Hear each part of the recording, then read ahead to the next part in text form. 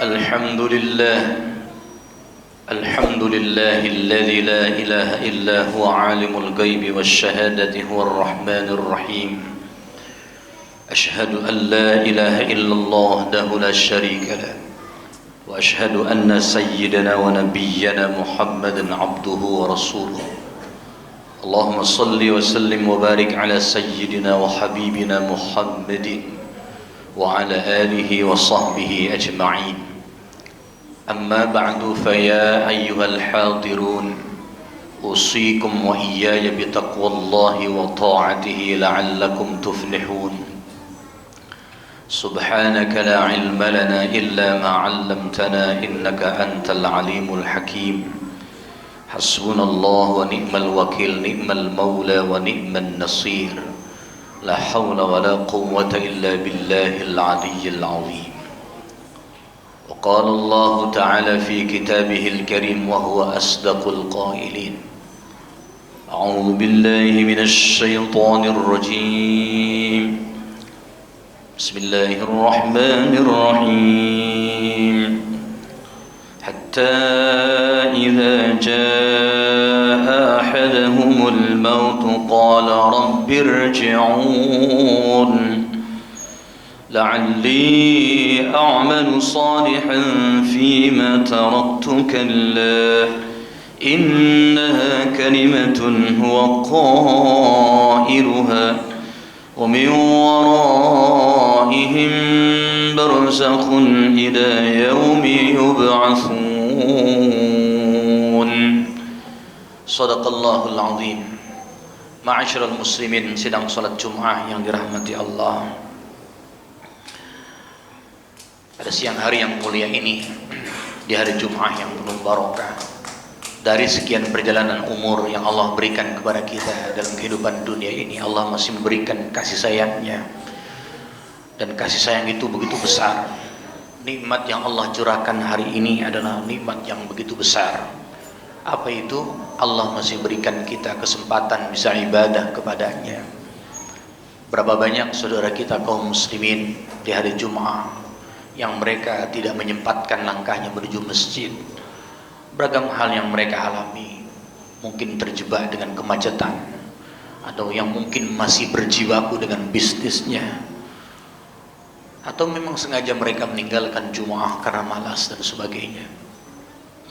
Karena itu hadirin sidang salat Jumat, hari ini Allah berikan kita kekuatan untuk bisa melangkah menuju masjid yang kita cintai, yang diberkahi Allah, untuk menunaikan salat Jumat. Beragam rangkaian amalan soleh, mulai dari mandi Jumat, kemudian kita berwudu, kemudian kita memakai pakaian yang disunnahkan, kita melangkahkan kaki menuju masjid. Semua itu adalah amalan soleh yang kelak Allah akan bukakan file-file, dan file-file itu kelak akan menggembirakan para pelakunya, saudaraku sekalian. Sampai di masjid kita tegakkan 2 rakaat salat tahiyat masjid, kemudian kita berzikir mengagungkan Allah Jalla Jalaluhu, mendengarkan khutbah dan nasihat khatib.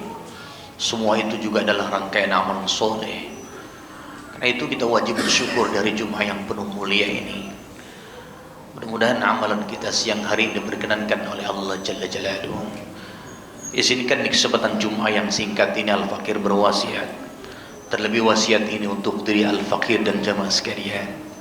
Mari sama-sama kita tingkatkan kualitas keimanan ketakwaan kita kepada Allah Subhanahu wa taala dengan sungguh-sungguh.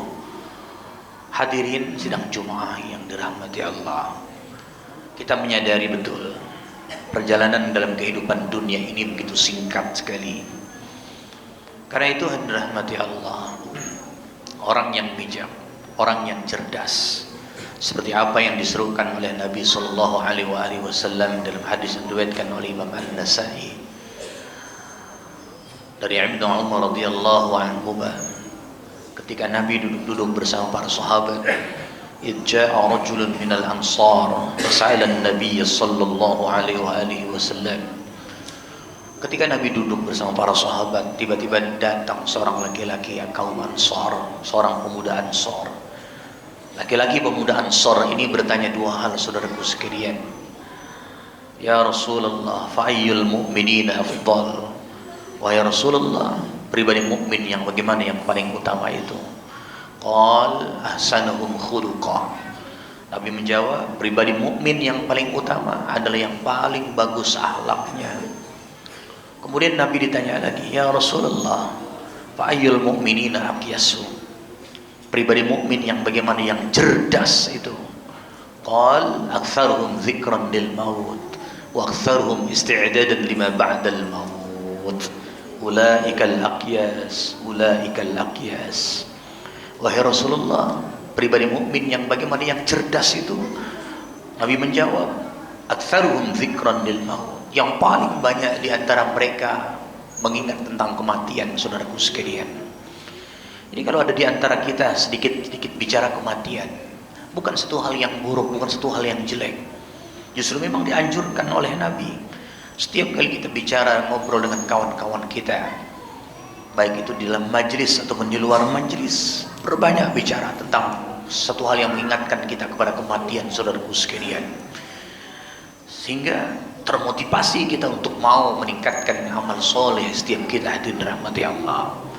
Karena itu kata Nabi, yang paling banyak ingat mati dan yang paling banyak mempersiapkan bekal menghadapi kematiannya, mereka itulah sungguhnya orang yang cerdas. Mereka itulah orang yang cerdas. Kita juga dianjurkan untuk banyak mengingat perkara yang bisa memutus ragam macam kelezatan dalam kehidupan dunia ini. Dari Abi Hurairah radhiyallahu anhu, riwayat hadis ini diriwayatkan oleh Imam Tirmidzi. Qala Rasulullah sallallahu alaihi wa alihi wasallam, "Aktsiru dzikra hadhimil ladzat." Perbanyak oleh kalian mengingat yang bisa memutus ragam macam kelezatan. Apa yang dimaksud?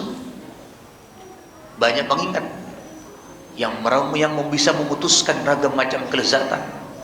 Pada hari di mana lidah tidak lagi bisa mengecap manis dan lezatnya makanan serta minuman, saudaraku sekalian. Pada hari tidak lagi kita bisa menyaksikan panorama alam semesta ini. Pada hari tidak lagi kita bisa bercengkrama dengan sanak famili kita, saudaraku sekalian. Itulah hari di mana kita sedang sakaratul maut. Disuruh berbanyak mengingat itu, saudaraku sekalian.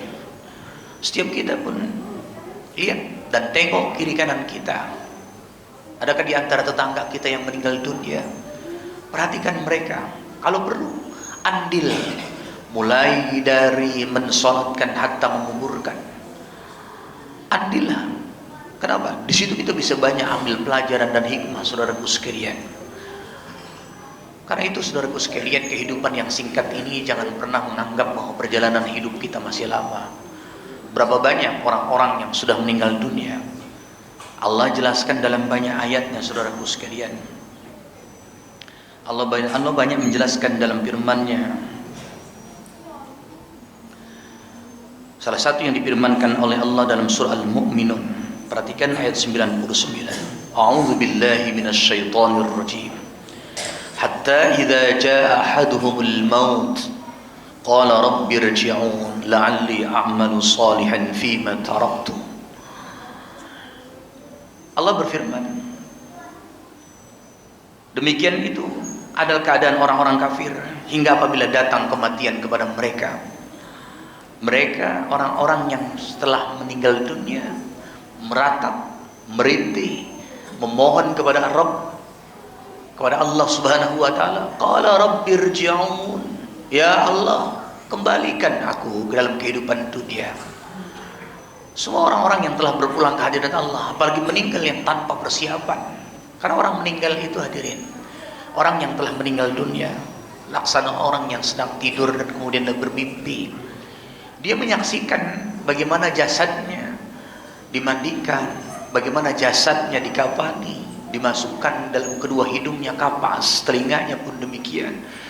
Hatta dikafani, saudaraku sekalian, hatta tidak disolatkan pun ruh kita menyaksikan itu semuanya. Hatta jasad kita ketika hendak dikuburkan, kita menyaksikan, ruh kita menyaksikan bagaimana jasad kita hendak dikuburkan. Namun begitu masuk ke liang lahat, saudaraku sekalian, setelah rapi, setelah selesai penguburan, kemudian ruh kita dikembalikan lagi ke dalam jasad kita.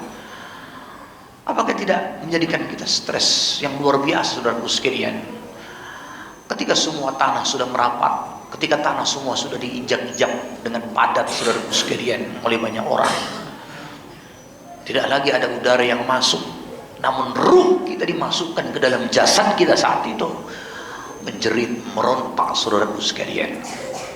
Itulah yang dikatakan oleh orang-orang yang mau mati, orang-orang yang sudah meninggal dunia. Qala rabbirji'un, ya Rabb, kembalikan aku, la'alli a'malu shalihan fima taraktu, agar aku bisa beramal soleh dari apa yang telah aku tinggalkan dulu. Kalla innaha kalimatun huwa qailuha, tidak, sekali-kali tidak. Kalla itu sama dengan wallahi, demi Allah, tidak akan pernah terjadi apabila ajal dan kematian sudah datang menghampiri salah seorang dari kita hadirin dirahmati Allah. Tidak bisa ditunda, apalagi diundurkan. Ketika itulah kita hanya menunggu apa yang akan menjadi perhitungan Allah terhadap diri kita. Karena hisab dihadapi oleh manusia 2 kali, saudaraku sekalian. Kapan? Ketika kita di alam kubur, dan nanti ketika sudah datang hari kiamat di padang mahsyar, satu persatu semua akan dihisab di hadapan Allah. Karena itu Nabi Shallallahu Alaihi Wasallam dalam hadis diriwayatkan oleh Utsman bin Affan radhiyallahu anhu, ketika beliau sekerap kali melintasi sebuah pekuburan, kemudian sambil mengucapkan salam kepada para ahli kubur, diiringi dengan isak tangis oleh Sayyidina Utsman bin Affan, dan pembantunya senantiasa bertanya kepada Amirul Mukminin Sayyidina Utsman bin Affan, wahai Amirul Mukminin, gerangan apa yang menyebabkan Tuhan selalu menangis ketika berjumpa atau berpapasan dengan kubur, kemudian mengucapkan salam kepada penghuni kubur? Ketahuilah, kata Sayyidina Utsman, al-qabru awwalu manzilin min manazilil akhirah, bahwa kubur itu tempat singgah pertama yang akan dilalui oleh manusia, dan disitulah akan menemui hisabnya. Apabila seorang yang dimasukkan ke alam kubur lalu didapati hisab olehnya dan sukses dia pada hisab yang pertama, maka akan semakin sukses hatta proses-proses berikutnya sampai dia dimasukkan Allah ke dalam surganya.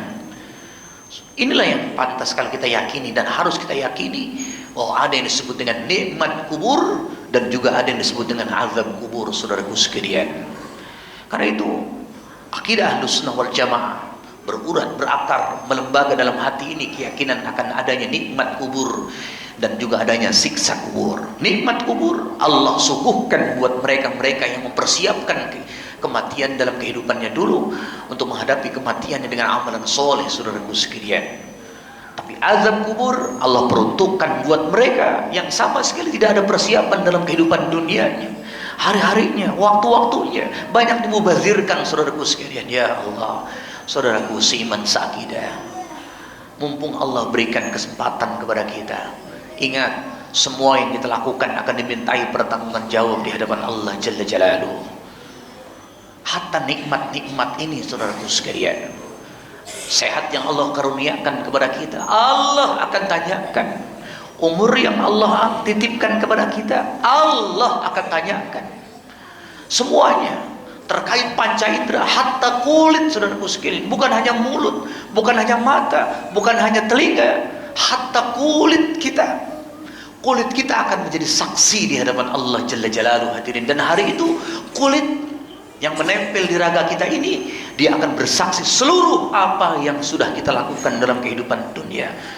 Yauma yuhsyaru a'da'ullah, pada hari digiring para musuh-musuh Allah, dan kulit itu menjadi saksi atas apa yang mereka lakukan. Dan orang-orang kafir itu bertanya, wa qalu li juludihim lima syahidtum alaina, wahai kulit, kenapa kalian hari ini bisa bicara dan menjadi saksi terhadap diri kami?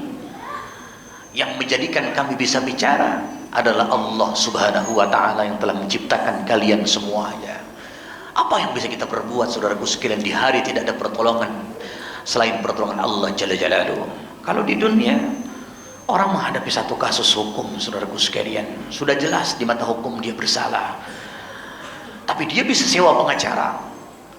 Harta yang dia miliki, uang yang banyak, bisa menyelamatkan dirinya dari pesakitan, saudaraku sekalian, dari ketentuan hukum yang akan menjebloskan dirinya ke dalam penjara. Dia panggil, dia sewa pengacara yang mahal. Pengacara itu bersilat lidah luar biasa, Tapi di padang mahsyar tak seorang pun yang bisa menolong kita, saudaraku sekalian, selain apa yang telah kita perbuat dalam kehidupan dunia ini. Tidak berlaku lagi harta, tidak berlaku lagi uang, tidak berlaku lagi para pengacara itu, saudaraku sekalian. Karena itu, saudaraku sekalian, yang perlu kita persiapkan adalah taubat dan nasuha. Sungguh-sungguh kita bertaubat kepada Allah. Jangan pernah tunda. Dan kewajiban, dan merupakan sebuah kewajiban bertaubat kepada Allah itu. Jangan kita mendengar istilah taubat, mendengar istilah mohon ampun kepada Allah hanya sebatas masuk kuping kanan, keluar kuping kiri. Allah berfirman dalam surah Ali Imran 133, "Wasari'u ila maghfiratin min rabbikum." Kalimat yang Allah gunakan adalah fi'lul amri. Dan antum tahu fi'lul amri lil wujub. Perintah yang Allah gunakan dalam ayat-ayat, dalam firman-firman-Nya menunjukkan kewajiban, saudaraku sekalian, buat kita sebagai hambanya. Wasari'u ila maghfiratin min rabbikum. Bersegeralah, bergegas meraih ampunan Allah. Artinya apa? Jangan kau pura-pura. Jangan kau tunda-tunda. Jangan kau tunda, jangan kau tunda urusan taubatmu hatta datang kematian. Sebab pada hari itu tak seorang pun yang bisa menolongmu selain amaliyahmu, selain taubatmu yang sungguh-sungguh kepada Allah. Jangan pun juga punya prinsip masih lama kematian membelenggu. Saudaraku sekalian, pernahkah antum tengok kiri kanan? Yang meninggal adalah yang sudah lanjut usia. Dan pernahkah antum tengok kiri kanan antum, tetangga antum yang meninggal dunia saat itu adalah yang masih belia? Dan pernahkah antum tengok kiri kanan antum yang meninggal adalah yang baru lahir, bahkan yang belum sempat lahir? Berapa banyak berita kematian yang kita dengar, seorang ibu kehilangan anaknya meninggal dunia dalam perutnya. Ini semua sesungguhnya ibrah buat orang-orang yang berpikir, saudaraku sekalian, bahwa kematian tidak melulu targetnya adalah orang yang senja usianya. Dia bisa datang kepada yang belia, bahkan yang belum sempat lahir dalam kehidupan dunia ini. Dia tidak peduli apakah dia punya riwayat penyakit atau ke orang yang sehat walafiat. Dia bisa datang kapan saja menghampiri kita, menjemput kita. Karena itu wasari'u, bersegeralah, bergegas. Jangan kau pura-pura dalam urusan meraih ampunan Allah dan taubat kepadanya. Hadirin sedang sholat Jumat yang dirahmati Allah. Kemudian Allah jalla bitta'ah, senang melakukan ketaatan kalau kita ingin selamat pada hari kematian kita. Kenapa? Dalam hadis Nabi SAW, Nabi SAW bersabda begini, hadirin, mautun nas fi adatihim. Kayak bagaimana kita nanti mati, apakah husnul khotimah, apakah su'ul khotimah, tergantung kebiasaan dan hobi kita semasa hidup di dunia. Kalau antum punya hobi senang hadir di majelis ilmu, sungguh satu amalan yang luar biasa, hadirin. Antum sempatkan langkah antum untuk duduk di majelis ta'lim. Ganjarannya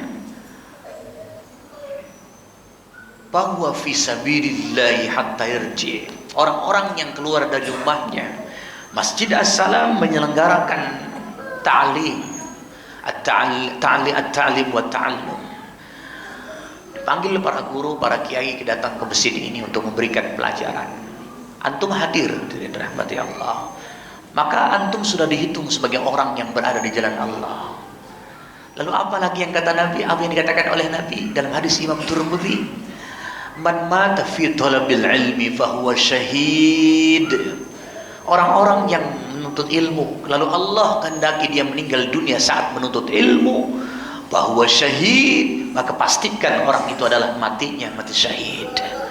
Dan orang-orang yang mencari jalan untuk menuntut ilmu, Allah mudahkan baginya jalan untuk menuju surganya Allah Subhanahu wa ta'ala. Hadirin sidang salat Jumat rahmati Allah. Karena itu perbanyak melakukan rangkaian ketaatan, saudaraku sekalian. Jangan pernah enggan dan sungkan untuk mau melakukannya, karena itu amat sangat menggembirakan di hari kematian kita. Sholatnya berjamaah, isi sop-sop terdepan, berupaya untuk mau menjadi yang terbaik dalam bacaan Quran dan bahkan menghafal Quran. Masya Allah, perbanyak zikrullah setiap ada kesempatan. Orang-orang yang semakin tambah wawasannya senang melakukan amalan soleh itu, hadirin. Kenapa? Kebiasaan itulah yang menggiring bagaimana nasib kematiannya nanti. Apakah husnul khotimah atau suul khotimah. Kemudian birrul walidain. Antum punya orang tua, jangan pernah antum durhaka kepada mereka. Tinggal sebelah, tinggal ibu, tinggal mama di rumah. Maka kesempatan antum jangan sia-siakan. Itu adalah keramat antum. Berbuat baiklah kepada mereka selama mereka diberikan kesempatan hidup oleh Allah. Karena itu juga bisa menentukan kita, apakah kita husnul khotimah, apakah suul khotimah. Kalau kita baik dan senantiasa berbuat baik kepada kedua orang tua kita, niscaya kita akan mati dalam keadaan husnul khotimah. Mudah-mudahan apa yang Fakir sampaikan ada hikmah dan manfaatnya, bahwa kematian sekali ini jangan pernah menganggap bahwa dia masih lama dalam kehidupan ini. Setiap kita harus bersiap-siap untuk menghadapinya. Barakallahu li wa lakum fil Qur'anil Karim wa nafa'ani wa iyyakum bima fihi minal ayati wa dzikril hakim wa taqabbala minni wa minkum tilawatahu innahu huwal ghafurur rahim.